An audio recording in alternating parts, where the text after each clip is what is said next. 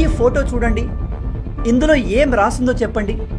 ఇప్పుడు మీలో కొందరు 1, 3 ఆర్ 13 రాసింది అని చెప్తారు. ఇంకొందరు లేదు లేదు బి రాసి ఉంది అని చెప్తారు. అంతే కదా? ఇక ఇప్పుడు చెప్పండి, ఈ మధ్యలో రాసింది ఏంటి?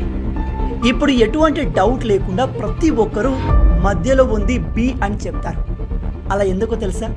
ఎందుకంటే దానికి రెండు వైపులా ఉన్నవి ఆల్ఫాబెట్ ఏ అండ్ సి, కాబట్టి మధ్యలో ఉన్నది ఖచ్చితంగా బిని.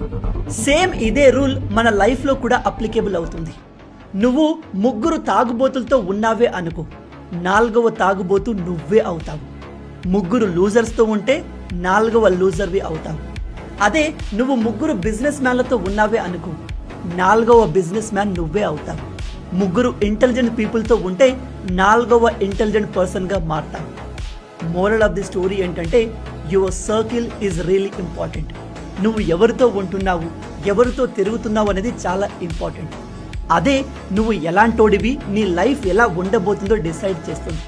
అందులో డౌటే లేదు. కాబట్టి always surround with right people.